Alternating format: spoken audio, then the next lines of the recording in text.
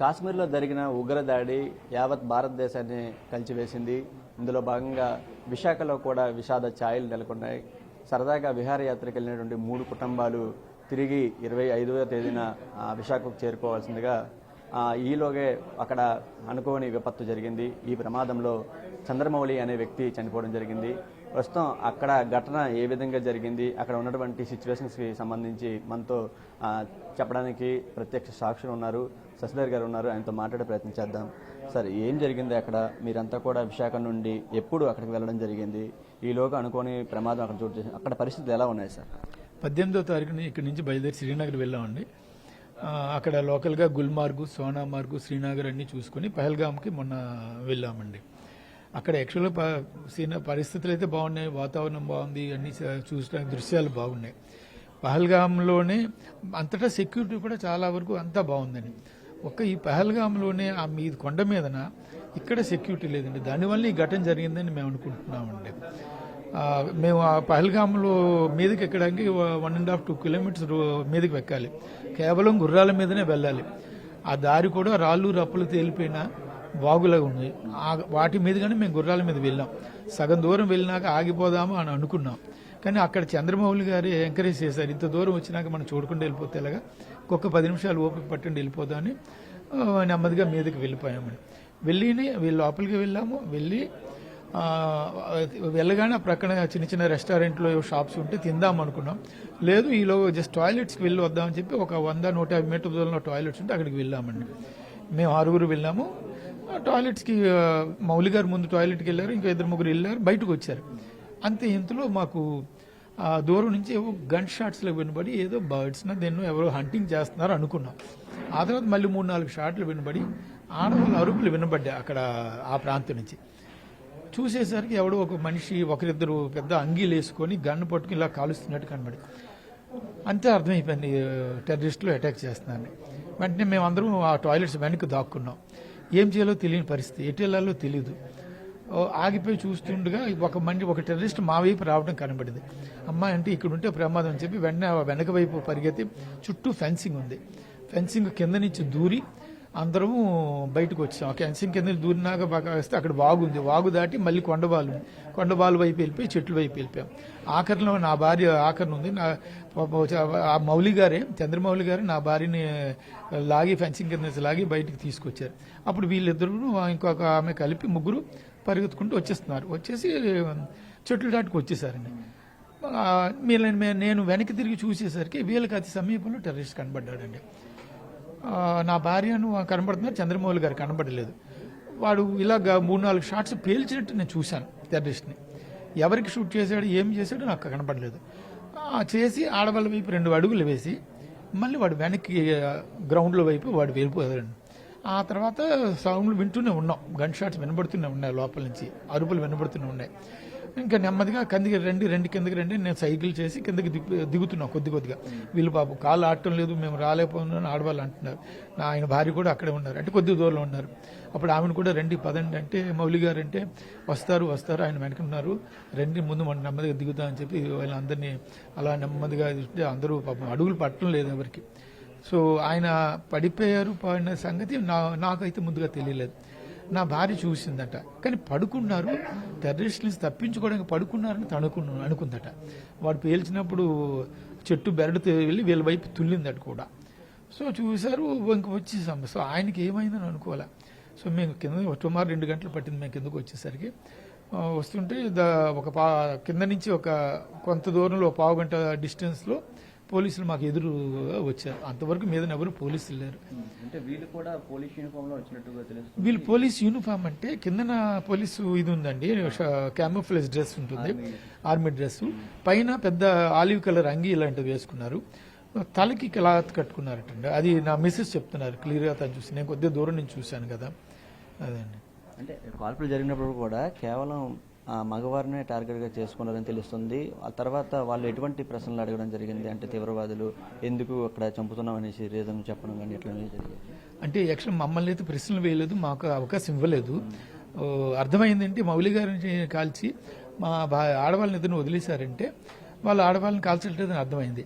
So మాతో పాటు మిగిలిన ఫ్యామిలీస్, ఎఫెక్ట్ అయిన ఫ్యామిలీస్ కింద అందరూ హాస్పిటల్లో కూర్చున్నాం కదా, అక్కడప్పుడు వాళ్ళు చెప్తున్నారు మాకు కాల్చలేదు, మమ్మల్ని నా హస్బెండ్ని కాల్చారు, నన్ను వదిలేశారు, ఇంకొకరు ఫ్యామిలీ నా కొడుకుని నన్ను వదిలేశారు, నా హస్బెండ్ని చంపేశారు, చంపేసినాక నన్ను మాత్రం ఎందుకు ఉంచాలి, మా ఇద్దరిని చంపేయండి అని అడిగితే మేము మిమ్మల్ని చంపము, మేము మిమ్మల్ని చంపితే మీరు మా మీద దుష్ప్రచారం చేస్తారు, వీడియోలు అవి తీసి చెయ్యం, మీరందరూ మోడీకి ఓటేసి గెలిపించారు కదా, మోడీకి వెళ్ళి చెప్పండి అని చెప్పారట.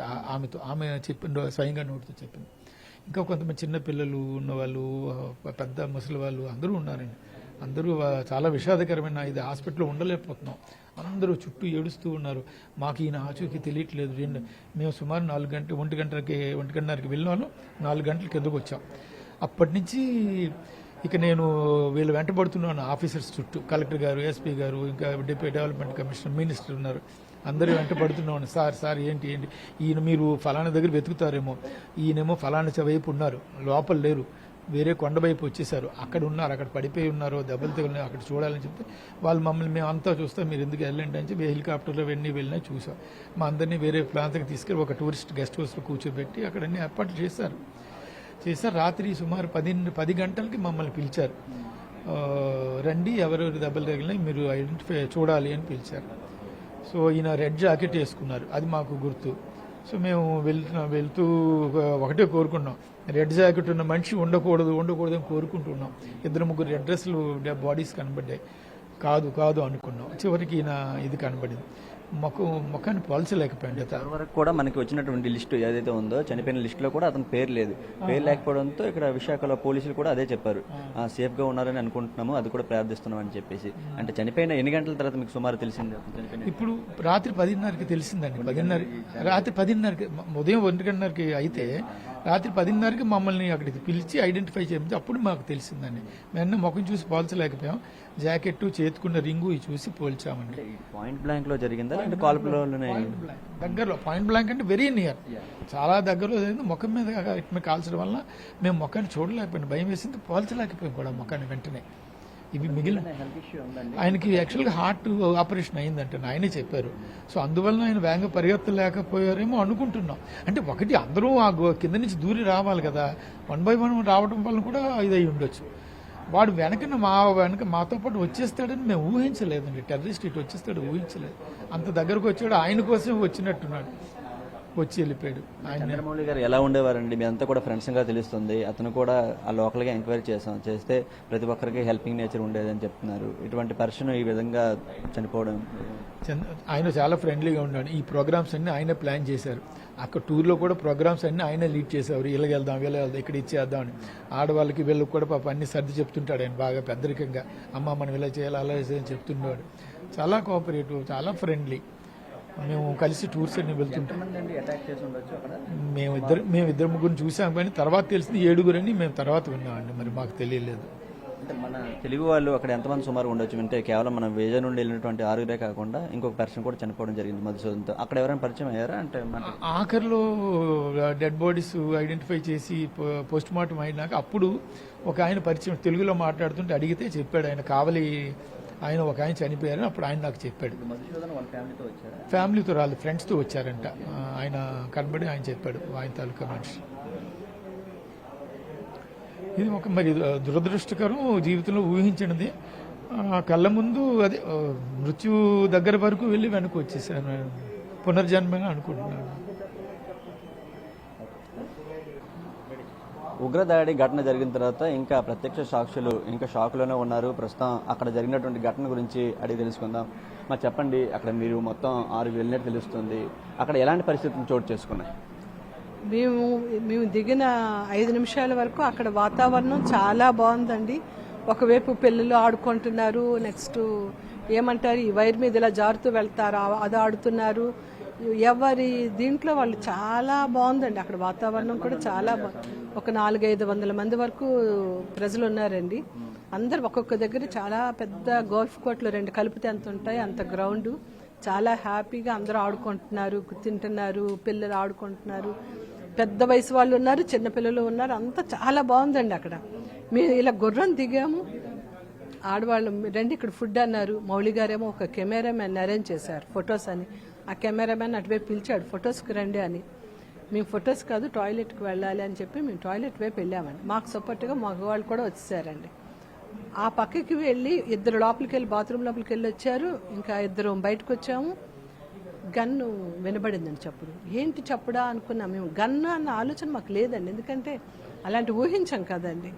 ఒక నిమిషం అయ్యేసరికి ఇంకా దడ దడ దడ దడమని గన్ షాట్స్ వినిపించేస్తున్నాయి అనమాట. ఈయన ఫస్ట్ అలర్ట్ అయ్యారండి. ఈయన చెప్పారు ఇక్కడ ఏదో ప్రమాదం జరుగుతుంది, ఇక్కడి నుంచి మనం తప్పించుకోవాలి అనేటప్పటికి మరి బాత్రూమ్ లేదు ఏం లేదు, అందరూ మర్చిపోయి పరిగెట్టి ఆ బాత్రూంలో వెనక వైపు వెళ్ళి నెక్కు నిలబడ్డాను. ముందు మగవాళ్ళు నిలబడి చూస్తున్నారు. ఒక టెర్రరిస్ట్ ఏమో వాళ్ళ వైపు నుంచి మా వైపు రావడం ఈయన చూశారండి. వాడు ఇటువైపు వచ్చేస్తున్నాడు, మనం ఇక్కడ నిలబడడం కూడా సేఫ్ కాదు, ఇక్కడి నుంచి తప్పించుకోవాలి అన్నారండి. అయితే ఎటువైపు పరిగెట్టాలో కూడా మాకు దారి తెలియలేదండి, ఎందుకంటే అటువైపు అంతా తప్పించుకోవాల్సిన దారిలోనే వాళ్ళు ఉన్నారు. ఆ వెనక వైపు ఏంటుందని చూస్తే ఫెన్సింగ్ ఉందండి. ఈ బాత్రూమ్ మెయింటైన్ చేసిన అబ్బాయి ఆ ఫెన్సింగ్ కింద నుండి దూరిపోయి పారిపోవడం మా వారు చూశారండి. రండి ఇక్కడ ఏదో పారిపోయాడు, అలా అటువైపు వెళ్దామని చెప్పి ఈయన అటువైపు తీశారండి, దారి తీశారండి. ఆయన ప్రాధాయపడినా సరే వాళ్ళు టెర్రరిస్టులు కనికరించలేదు. అంటే కేవలం మగవాళ్ళనే టార్గెట్ చేసి ఆడవాళ్ళని విడిచిపెట్టారు. చిన్నపిల్లలకు సైతం ఉన్నారు. వాళ్ళంతా కూడా భయాందోళన గురైన సిచ్యువేషన్ కనిపిస్తుంది. ఎలా అనిపించింది అక్కడ? అంటే వాళ్ళతో ఏం మాట్లాడారా, వాళ్ళు ఏం చేస్తున్నారు అన్నది కూడా మాకైతే దూరం నుంచి మాకు అస్సలు అర్థం కాలేదండి. గన్ షాట్స్ వినబడుతున్నాయి, అందరు ఏడుపులు గొడవలు వినబడుతున్నాయి. అదొక్కటే మాకు తెలిసింది అక్కడ జరుగుతుంది అన్నది మాకు అర్థమైందండి. మేము ఈ కిందకు దూరి తప్పించుకోవడంలో నేనే వెనకైపోయానండి. మా దీంట్లో వెనకవడంలో మౌళి గారితోనే నాకు సహాయం చేశారండి, పైకి లాగారండి. లాగినాకేమో ఇంకా లేచి నిలబడి చెట్టుకొకరం పుట్టకొకరం అన్నిటిగా పరుగులు పెట్టామండి. ఆ పరుగులు పెట్టడంలో మౌళి గారు ఒకవైపు అయ్యారండి, నేను ఇంకొక ఆవిడ మాతో వచ్చిన ఇంకొక ఆవిడ ఇంకొక చెట్టు వైపు పరిగెట్టామండి. మాకంటే కొంచెం దూరంలో ఇంకో ఇద్దరు మగవాళ్ళు ఉన్నారు, ఇంకొక ఆవిడ ఉన్నారండి. మాకు మౌళి గారికి 10 అడుగులు దూరమేనండి. తెలుగు వాళ్ళు లేరండి, మిగతా వాళ్ళు వేరే స్టేట్ వాళ్ళు అయితే ఉన్నారు. అందరం కూడా ఒక్కొక్కరు చల్లా చెదురు అయిపోయామండి. ఎవరు ఒక దగ్గర గుంపుగా 10 మంది అంటూ నిలబడలేదండి. అదే రోజు వెళ్ళడానికి షెడ్యూల్ ఏమైనా మార్పు జరిగిందా? కేవలం ఆ రోజే వెళ్ళడానికి అనుకున్నాను ప్రకారం పెహల్గాం ఆ రోజే పడిందండి. ఆ పడ్డంలోనే మా దురదృష్టం మాకు ఇంక వేరే వాళ్ళు పరిచయం వాళ్ళు ముందు రోజు చూశారట. వాళ్ళు ఎంతో ప్రశాంతంగా ఎంజాయ్ చేసుకొని దిగామని చెప్పారు. వాళ్ళందరూ మాకంటే చాలా పెద్దవాళ్ళండి. మా నాన్నగారి వయసు వాళ్ళు మా నాన్నగారి ఏజ్ వాళ్ళు అవుతారండి. అంటే 75-80 ఏజ్ వరకు ఉంటుందండి. అది వాళ్ళైతే ఆ ఏజ్ వాళ్ళు. మేము అనుకున్నాం మేమే పెద్దవాళ్ళమేమో, పేషెంట్ షుగర్ ఉంది నాకెందుకు జర్నీ అనుకున్నానండి. కానీ ఫ్యామిలీ ఫ్రెండ్ అండి, పిల్లలకి తెలిసిపోయిందండి. అక్కడ ఉన్నప్పుడే ప్రమాదం జరిగిందని టీవీలో వచ్చేస్తుంటే వాళ్ళు అంత వెంటనే ఫోన్లు చేశారండి. ఫోన్లు చేస్తే అంటే మాకు ఉండటానికి ఇచ్చారు కదండి, గవర్నమెంట్ బంగ్లా ఇచ్చిందండి ఏదో, అక్కడ ఉన్నామండి. అక్కడ వాళ్ళ పాప మా ఫోన్లకి వైఫై కనెక్ట్ చేశారండి. ఆ కనెక్ట్ చేయటం పిల్లలు మాతో మాట్లాడగలిగారు. వాళ్ళైతే మీరుండే ఏరియాలో లొకేషన్ షేర్ చేయండి, అక్కడ ఇంకెవరితో మాట్లాడాలి, ఇంకెవరి హెల్ప్ లైన్ మాకేం తెలియటం లేదు అని అంటే, అందరూ వస్తున్నారమ్మా వీళ్ళైతే హెల్ప్ చేస్తున్నారు, నాన్నగారిని వెతకమని కూడా మేము పంపించాము. ఆయన పడిపోయారు. మాకు అదే నాకేంటంటే ఆయన ఇలా పడుకుండిపోయారేమో వాళ్ళ దగ్గర నుంచి తప్పించుకోవడానికి నేల మీద అనుకున్నానండి. నా పక్కన ఉన్నవాడంటే లేదు ఆయనకే షూట్ చేశారు అని అంటున్నారు. ఎందుకంటే గన్న చప్పులు చుట్టూ వినబడుతుంటే ఎక్కడ ఏం జరిగింది అనేది మాకు తెలియదండి. ఒక చెట్టు బెరడు ఎగిరి మాత్రం మా వైపు వచ్చింది ఆయన గన్ను షూట్ చేయడంలో. లేదు దగ్గరకు వచ్చి షూట్ చేశాడండి. కూర్చోని ఎదురుగా పెట్టే వాడు షూట్ చేశాడని మాత్రం మాకు అర్థమైందండి.